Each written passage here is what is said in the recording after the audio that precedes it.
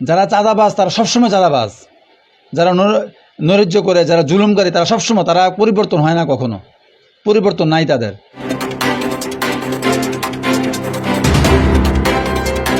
24-এর বিশেষ আয়োজন রাজনৈতিক মঞ্চ অনুষ্ঠানে সবাইকে স্বাগত জানাচ্ছি।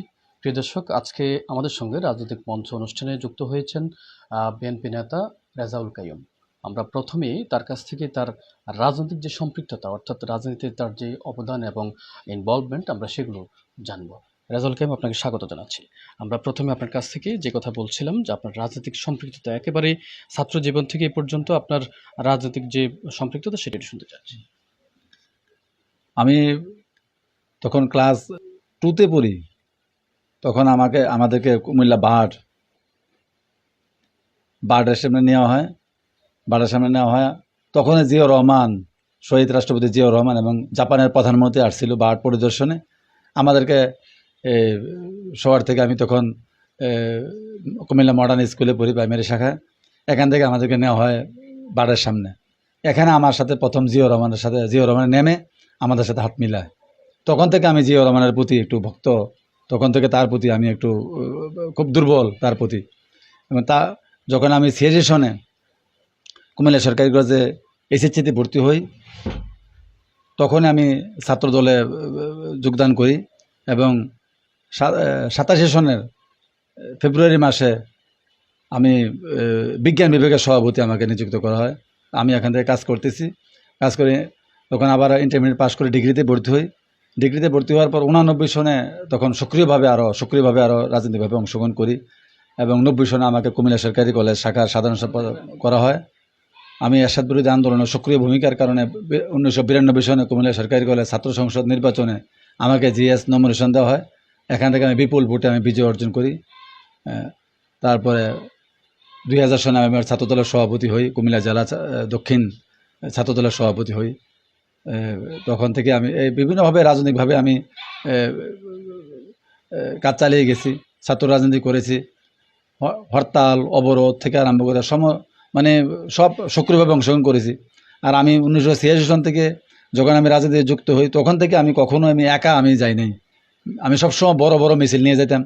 আমি এখন বর্তমানে আদর্শ সদর উপজেলা বিএনপির আহ্বায়ক আর কুমিল্লা জেলা দক্ষিণ জেলা বিএনপির যুগ্ম আহ্বায়ক। বিভিন্ন সময় বিভিন্ন রাজনৈতিক পদ পদবীতে ছিলেন। দীর্ঘ সময় আপনার সরকার, অর্থাৎ আপনার দল ক্ষমতার বাইরে ছিল। আসলে এই যে দীর্ঘ সময় প্রায় 15-16 বছর ছিল, আপনারা কিভাবে রাজনৈতিক কর্মকাণ্ড পরিচালনা করেছেন এবং আসলে এই যে বিভিন্ন শোষণ বঞ্চনার শিকার হয়েছেন অনেকেই, আসলে এই প্রেক্ষিতে দীর্ঘ সময়টা সংক্ষেপে আপনার অনুভূতি শুনতে চাচ্ছি, কিভাবে পাস করেছেন আপনারা? কোনো করুণ বা মধুর কোনো কাহিনী আছে কিনা? করুণ কাহিনী নিয়ে শুধু এখনও এটা স্বপ্নের মতো মনে হয়, স্বপ্নের দুঃস্বপ্ন দেখলে যেরকম, ঠিক এখন মাঝে মাঝে মনে হয় এটা একটা দুঃস্বপ্ন দেখেছি। যখন 2009 সন থেকে আন্দোলন আরম্ভ হয়, হরতাল, তখন থেকে পুলিশের নির্যাতন, নিপীড়ন, ডিবি আসতো, পুলিশ আসতো, প্রতিদিন কোনো না কোনো সময় আমাদের বাসা আসতো। প্রথমে আমাদের বাড়ির সামনে এসে গুলি করতো, তারা উপরের দিকে গুলি করে অভিযান চালানো আরম্ভ করতো। কিন্তু এই পর্যন্ত আমাদের এলাকা থেকে আমাকে এই পর্যন্ত পুলিশ বা ডিবি কেউ ধরে নিয়ে যেতে পারে নাই। এলাকার মানুষরা সবাই সহযোগিতা করেছে ইনশাল্লাহ। আমাকে বিভিন্নভাবে তারা সেভ করে রাখতো, আমাকে ইনশাল্লাহ এখান থেকে নিতে পারে নাই। রাজপথ থেকে কয়েকবার অ্যারেস্ট হয়েছি। আর জামিন নিতে যেয়ে সেখানে জামিন ক্যান্সেল করে আমাকে ভিতরে ঢুকাইছে। এই পর্যন্ত আমি 9 বার জেল কেটেছি। ঈদও একবার করেছি। আর কয়েকটা ঈদ বাড়িতেও করতে, একটু খুব বাড়িতে করতে হয়েছে। বা এলাকাতে ছিলাম, কিন্তু ওই যে অন্য ঘরে টরে থেকে করতে হয়েছে। সরাসরি ঈদ যে হয়েছে আজকে হইতেছে, এটা কোনো বুঝতে পারি নাই। এভাবে আমাদের দিন পার হয়েছে। আর আমাদের এই এলাকার বিএনপি নেতা কর্মীরা সবাই বিভিন্নভাবে নির্যাতনের শিকার হয়েছে। ওই কোথায় মারপিট হইলে দেখা যায় আমাদের এলাকার লোকদের নামে মামলা দিচ্ছে। শুধু তারা আমার সাথে থাকার কারণে এবং এই দল করার কারণে তাদের নামে মামলা দিয়েছে। ওই বিডিআর হত্যা মামলা দেখা যায় সর্তা হয়েছে। দেখা যায় আমাদের এলাকার 22 জনের লোকের নামে, আমার সাথে থাকার কারণে তাদের নামও দিয়ে দিয়েছে। এবার প্রতিদিন কোনো না কোনো দুর্ঘটনায় শুনতাম, প্রতিদিন কোনো না কোনো দুঃসংবাদে শুনতাম। এরকম কোনোদিন বাদ নাই যেন কোনো দুঃসংবাদ শুনি নাই। অমুকের পুলিশের বাড়িতে হানা দিয়েছে, অমুকের বাড়িতে পুলিশ আক্রমণ করেছে, অমুকে অ্যারেস্ট হয়ে গেছে, আমলিকার লোক অমুকের বাড়িতে আক্রমণ করছে, শুধু প্রতিদিন এইগুলো শুনতাম। শুনতে শুনতে ঘুম হয়তো, আবার ঘুম থেকে উঠে আবার এইগুলো শুনতাম। এভাবে দিন পার হয়েছে। আর বহু লোকরা চাকরি হারাইছে, অনেকে আমাদের এই বিএনপি আর এই বিএনপি যুবদল, ছাত্রদল, শ্রমিক দল করার কারণে অনেকে তাদের চাকরি হারাইছে, অনেকে তাদের বাড়িঘর থেকে উচ্ছেদ হয়েছে। যেমন আমার একটা স্কুল ছিল, আমি একটা স্কুল পরিচালনা ছিল, এটাকেও বাহার সাহেব একটা দোতলা বিল্ডিং ছিল, এটাকে ভেঙে আমি তাদের সাথে কেন আন্দোলন সংগ্রামে কেন সক্রিয়ভাবে অংশগ্রহণ করি, এখানে আমাকে দুর্বল করার জন্য একদম সব ভেঙে ফেলেছে, ইটগুলোর সময় যদি নিয়ে গেছে তারা ভেঙে। যে বিষয়টা বলতে চাচ্ছি সেটা হচ্ছে, আমরা জানি গত জুলাই মাসে কোটা বিরোধী আন্দোলন শুরু হয়। আন্দোলন একটা পর্যায়ে বৃহৎ আকারে রূপ নেয় এবং আওয়ামী লীগ সরকারের পতন হয়। জানতে চাচ্ছি, এই যে আন্দোলন এবং কোটা বিরোধী আন্দোলন থেকে শেষ পর্যন্ত সরকার পতন, এই সরকার পতনের সাথে অর্থাৎ ছাত্রদের সাথে কি বিএনপি আপনাদের সাথে কতটা সম্পৃক্ত থাকতে পেরেছে, এবং যদি বিএনপি বা অন্যান্য যে রাজনৈতিক সংগঠনগুলো সম্পৃক্ত না থাকতো, তাহলে কি আপনার মতে শুধু ছাত্ররাই কি একা সরকার পতনে সক্রিয় ভূমিকা পালন করতে পারতো কিনা? আপনি একজন নেতা হিসেবে কি বলবেন? আসলে এটা ছাত্র আন্দোলন দিয়ে প্রথম শুরু হয়েছে, এটা আল্লাহর একটা হুকুম। যেভাবে আল্লাহ মুসা আল্লাহ সাল্লামের মাধ্যমে ফেরাউনকে পতন ঘটাইছে, ইব্রাহিম আলাইসাল্লামের কারণে, ইব্রাহিম সাল্লামের উসিলায় নমরুদকে হারাইছে, ঠিক তেমনি শেখ হাসিনাকে তারা ছাত্র একটা উসিলা, তাদের উসিলে হয়েছে, তাদের উসিলে তারও প্রথম ভূমিকা রেখেছে। আন্দোলন হরতাল তারাই প্রথম আরম্ভ করছিল। পরে যে আমরা রাজনৈতিকভাবে আমাদের কেন্দ্রীয় নেতৃবৃন্দ, বিশেষ করে আমাদের প্রিয় নেতা দেশনায়ক তারেক রহমানের নির্দেশে আমরা সবাই তাদের সাথে যোগ দিই। এই যত মুরব্বী গার্জিয়ানরা দেখেন, ছাত্রদের গার্জিয়ান আছে, আমাদের যারা অনুসারী, বিএনপির অনুসারী সবাই অংশগ্রহণ করেছে। বিভিন্ন আমলিক বিরোধী যত শক্তি আছে, সমস্ত শক্তি এখানে অংশগ্রহণ করেছে এই আন্দোলনে। সবাই থেকে আনলে এত বড় বড় সাধারণ মানুষের ঢল নেমেছিল সারা বাংলাদেশের ভিতরে। সাধারণ মানুষের কে, তারা সবাই আমলিক বিরোধী, আমলিকের তারা দেখতে পাচ্ছেন এই দুঃশাসন থেকে মুক্তি চায়, একটা ন্যায় বিচার প্রতিষ্ঠা করতে চাই দেশের ভিতরে। সবাই নেমেছে, যারা ন্যায় চায়, যারা অন্যায়ের বিরুদ্ধে যারা লোক, তারা সবাই নেমেছে।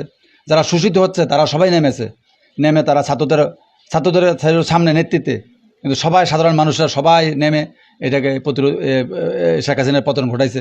এবং আমরা সক্রিয়ভাবে ছিলাম। আমাদের দল বিএনপি, দেশনায়ক তারেক রহমানের যে নির্দেশ দিয়েছেন, বিএনপির লোকরা সবাই সক্রিয়ভাবে ছিল, অত নেতৃত্ব ছিল না। বলা হয়েছিল তোমরা নেতৃত্ব দিতে পারবে না, তোমরা তারপর পিছিয়ে এবং তাদেরকে সহযোগিতা করবা। আমরা ইনশাল্লাহ সহযোগিতা করে সবাই ইনশাল্লাহ যার মতো সহযোগিতা করেছে এবং আন্দোলনে অংশগ্রহণ করেছে।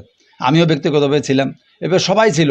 হয়তোবা কে নেতৃত্বে আছে কেউ এটা নিয়ে দ্বিমত করে নাই। আমরা যদি করতাম হয়তোবা নেতৃত্ব কে আছে এটা নিয়ে প্রতিযোগিতা হইতো। এখানে একমাত্র দেখছি ছাত্র যে নেতৃত্ব দিচ্ছে, প্রতিযোগিতা নাই, যেন সেই নেতৃত্ব দিচ্ছে কেন সামনের কাতারে থেকে আমি কেন যাচ্ছি না। সবাই দেখছি নমনীয়, সবাই পিছিয়ে মাঝে থেকে আমরা তাদের সাথে অংশগ্রহণ করেছি। হ্যাঁ, কিন্তু আমাদের দলের যদি হয়তো তবে এটা নিয়ে আরেকটা হয়তো কে সামনে থাকবে, এটা নিয়ে একটা প্রতিযোগিতা লাগতো। কিন্তু এখানে দেখছি সবাই আমরা সবাই একটা সহনশীল ছিল, সবাই একটু ছিল, ছাত্ররা নেতৃত্ব তো সবাই আমরা পিছিয়ে ছিলাম। জনাব রেজাউল কাইয়ুম, আমি আপনাকে একটা ব্যক্তিগত প্রশ্ন করতে চাচ্ছি। এই যে আমরা এখানে মাঠ পর্যায়ে আমরা দেখেছি আপামর জনসাধারণ, অর্থাৎ আপনার উপজেলার অনেকে চাচ্ছে যে আপনি যখনই নির্বাচন হোক আপনি উপজেলা নির্বাচনে আসেন, অনেকে চাচ্ছে। আপনি এই বিষয়টা নিয়ে কি ভাবছেন বা কোনো কিছু ভাবছেন কিনা, তাদের উদ্দেশ্যে বা আপনি কি বলবেন? আমি আসলে এই 2017 সনে একটা উপনির্বাচনে আমি অংশগ্রহণ করি। দল আমাকে নমিনেশন দেওয়ার পর আমি নির্বাচনে অংশগ্রহণ করি। আর ওই সময় তো জানেন এটা একটা জুলুমের নির্বাচন, প্রশাসনের সহযোগিতা নিয়ে আওয়ামী লীগের লোকরা প্রতিটা নির্বাচনে তারা জুলুম করে তারা ভোটগুলো নিয়ে যেত। অনেক সময় দেখা যায় রাত্রে ভোট মেরে ফেলতো, অনেক সময় দেখা যায় কেন্দ্রের ভিতরে আমাদের লোকদেরকে ঢুকে দিত না, তারা নিজেরাই ভোট দিত। এটা আবার প্রশাসন সহযোগিতা করত। তারপর আমরা নির্বাচন করি এবং যদি 50% সুষ্ঠু হইতো বা 40% সুষ্ঠু হইতো, তারপরও ইনশাল্লাহ আমি বিজয়ী হইতাম। সাধারণ মানুষরা সবাই আমার পক্ষেই ছিল, সবাই চাইছিল একটা পরিবর্তন হোক এই কুমিল্লা, ইনশাল্লাহ আমি বিজয়ী হইতাম। তারপরও তারা এটা বুঝতে পেরে তারা প্রতিটা কেন্দ্রেই তারা ব্যারিকেড দিয়ে ফেলে। আমরা তারপরেও কিছু ব্যারিকেড ভেঙে আমরা আমরা যে সুষ্ঠু নির্বাচন করার চেষ্টা করেছি এবং কিছু কেন্দ্রে সুষ্ঠু নির্বাচন করতে পেরেছি। সবগুলো তো আর সম্ভব না, কারণ প্রশাসন তাদেরকে সহযোগিতা করছে। আর ইনশাল্লাহ আগামীতে ইনশাল্লাহ সবাই চাচ্ছে যে আমি নির্বাচন করি এই এলাকার, আমাদের এই উপজেলা আদর্শ উপজেলার। তো ইনশাল্লাহ নির্বাচনে যদি আমাকে দল নমিনেশন দেয় তাহলে ইনশাল্লাহ আমি অংশগ্রহণ করব। আর যদি না দেয় তাহলে তো আমি দলের বিরুদ্ধে আমি বিদ্রোহ কখনোই করি নাই, করবও না। আমি চাই দল আমাকে ইনশাল্লাহ, আমার কাছে 100% মনে হয় যে দল আমাকে ইনশাল্লাহ দিবে, কারণ আমার রাজনৈতিক বিবেচনা আমি যে নির্যাতনা নিপীড়নের শিকার হয়েছি, জনগণের সাথে আমি যেভাবে কাজ করে যাচ্ছি। অর্থাৎ আপনি বলতে চাচ্ছেন দল যদি নমিনেশন দেয় এবং জনগণ যদি চায় তাহলে আপনি নির্বাচন করব। যে বিষয়টা জানতে চাচ্ছি, এখন অন্তর্বর্তীকালীন সরকার গঠিত হয়েছে, এই অন্তর্বর্তীকালীন সরকারের কাছে আসলে আপনার অবস্থান থেকে কি চাচ্ছেন আপনারা? আমরা চাই এই জনগণ যে আশা আকাঙ্ক্ষা নিয়ে এই আন্দোলন হয়েছে, সব বৈষম্য বিরোধী, কেউ খাবে কেউ খাবে না, কেউ চাকরি পাবে কেউ পাবে না, এরকম যাতে না হয় আমরা চাই। একটা সুন্দর সুষ্ঠুভাবে প্রতিযোগিতামূলকভাবে, যেমন চাকরির মেয়েদের সব ইন্টারভিউ দেবে, যে পাস করবে তে যাবে, আগে প্রশ্নপত্র পাস হবে না, আগে কোটা ব্যক্তি অমুক জেলার অমুক 20 জন হবে, অমুক জেলার 30 জন হবে, এইভাবে হবে না। যার মেধা আছে সে চাকরি পাক।